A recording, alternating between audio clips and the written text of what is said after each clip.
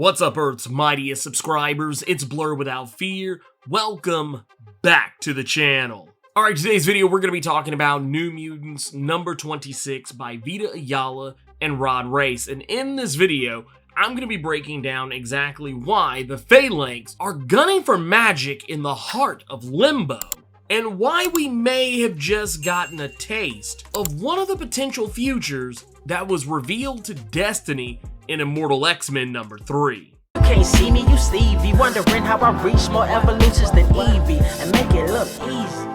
Okay, so when last we left off with New Mutants, Illyana, Wolfsbane, and Mirage, as well as Madeline Pryor, the Goblin Queen, ran afoul of the demon Sim, who got a recent upgrade in power from a new player in Limbo who we're not really sure exactly who it is, but some of the smart money has been on being an alternate version of Magik, as well as being Belasco having returned to retake his place as the ruler of Limbo. All of that aside, that's not really what we're here to address today. What we're here to address is the aftermath of Magik losing her Soulsword, it having been destroyed by the demon Sim during their recent fight, and Magik and the gang having to run off into the far reaches of Limbo. We don't necessarily know where in Limbo they are, but we get the impression we know when in Limbo they actually are, because as the gang is trying to get their bearings in Limbo, they end up running afoul of a horde of demons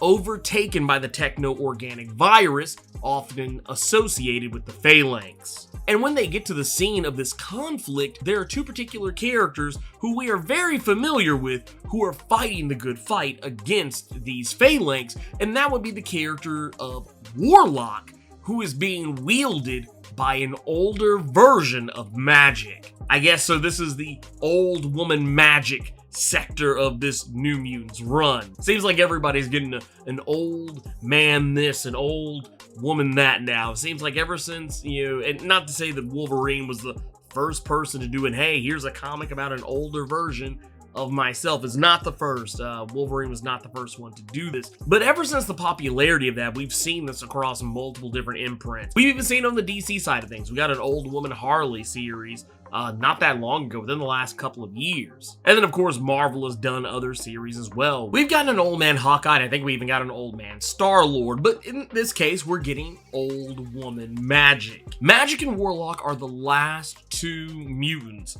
left in existence. In a situation where Krakoa has fallen, it's been destroyed, no other mutants are left except for Magik and Warlock. They are the only ones fighting the good fight against the Phalanx. We really don't even get a lot of information as to exactly what happened to Krakoa. As a matter of fact, neither Warlock nor Magik, these older versions of these characters, neither of them even seem to know exactly what happened or where everyone is. All they know is that they are all that's left. They are the last line of defense, and that the Phalanx has overrun Limbo, taken over all of its demons. Magik and Warlock are literally the last line of defense to keep the Phalanx from spreading from Limbo into the rest of the universe. Now, judging by how old Magik appears to be in this particular instance, Magik is, if I'm not mistaken, probably roughly in her maybe early to mid-20s, if even that. So this woman looks significantly older, so there have been at least a few decades between here and there for Magik. And of course, Magik having been affected by Limbo in such a way, it could even be further down the line, because Limbo has very likely changed the way that she ages, especially since time flows differently in that realm. So it's hard to say exactly how long this could have been, but I definitely would bank there's been at least 4 or 5 decades ahead from where we are right now in the current Marvel timeline. But this old woman version of Magik is using Warlock in a very similar way as to what we've seen Cypher do during the House of X era, wearing him on her right arm and wielding him like a sword, which, if this is based on the current timeline, then she probably never got around to getting her Soulsword back, because we never really ever see her use the Soulsword in this particular timeline. The only weapons we really see her use is Warlock in his sword form, and a gun that very likely used to belong to Cable. We also know that this fight between Magik and Warlock against the Phalanx is wearing them down. They're using a combination of Warlock's natural ability ability to purge the techno-organic virus that the Phalanx use as a weapon against organic life, and pairing it with spells that Ilyana is using to try to destroy the Phalanx as much as they can until they return. And in this, they find a way to get rid of the Phalanx by taking out what is ostensibly the main big bad Phalanx, whoever is the prime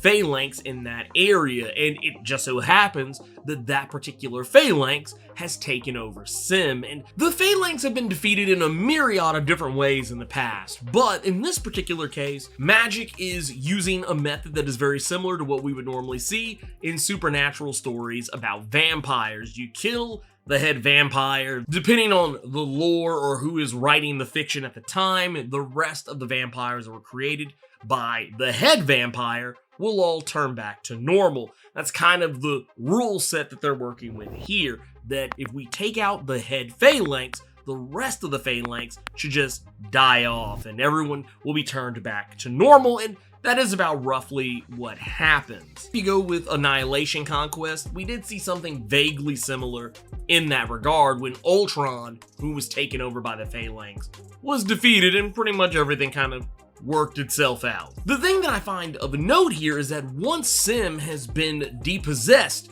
of the Phalanx, Old Woman Magik kills him using her upgraded Warlock sword, allowing herself to be overtaken by the Phalanx so that Warlock could purge it. That was actually just the edge that she needed because she uses this newfound state to take down the demon Sim and destroy him, leaving nothing more but the core of his soul, and Magik proper is able to use that to craft a new soul sword so that they can all return home. But this soul sword is not permanent. While it does also bear striking resemblance to Warlock because of the Phalanx nature of it, this is not something she's going to have permanently, though I do find it interesting that the sword, while it isn't an exact likeness of the one that we saw in Destiny's Visions in Immortal X-Men #3, it doesn't look that different either.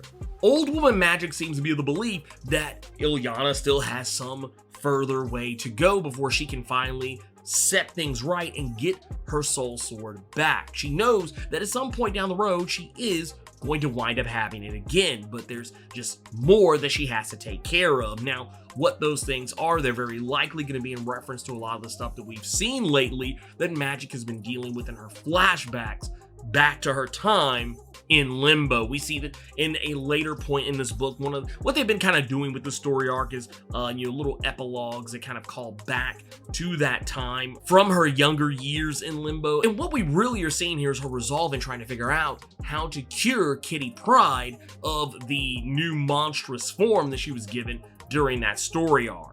And very likely she's going to try the same thing with some of the other characters who have been taken over and turned into monsters by Belasco. We're getting more insight into her time in Limbo. And not only that, we're seeing more of the tales of the little goblin, and I wonder if we're going to find out any more about whether or not they're manipulating the story in some way, because as we learned in the previous issue, that little goblin is not just something that was in a story. That little goblin is real, and while it does seem to be representative of Ilyana, it also seems to have an agenda all its own, and we still haven't figured out what that is yet. Getting back to the Soul Sword, something tells me that Madeline Pryor is going to wind up playing a larger role in this, because while she takes more of a back seat this issue, something tells me Madeline is going to wind up being instrumental in helping Ilyana get her Soul Sword back. We also know that Colossus is about to play some role in whatever it is that's going on with Ilyana now. Now, whether or not this has any crosstalk or crossover or whatever with what's going on with him and Mikhail Rasputin, their brother,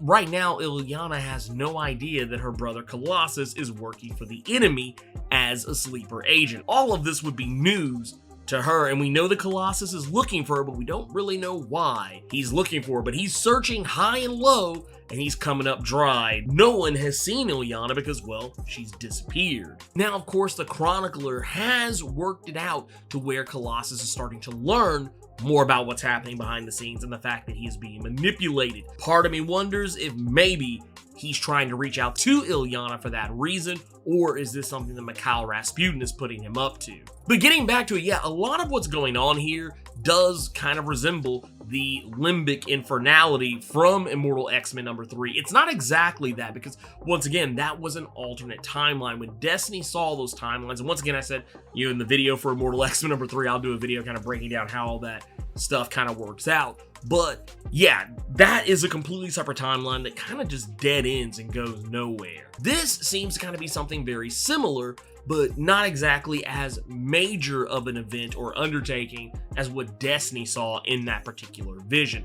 This seems to be something that is probably going to wind up happening, but isn't necessarily going to play out exactly the way as Destiny initially saw, because as we know, Destiny has realized that Mystique, the person who is her nexus and helps her figure out what timelines, you know, are probable and which ones aren't, that whole thing has been thrown into disarray. So yeah, it could be anything at this point. But that said, the Phalanx are once again rearing up their ugly heads. We've already kind of seen that there are more Phalanx shenanigans that are going on over on the Legion of X side of things. We know that Inferno, as well as 10 Lives and 10 Deaths of Wolverine, really leaned into the idea that the Phalanx are finally starting to play their hand that Jonathan Hickman teased back in House of X and Powers of 10. So we always knew that they were coming, but right now it seems like the Phalanx are just ramping up their attacks and making their presence more felt in ways that I don't think anyone really saw coming. So I really can't wait to see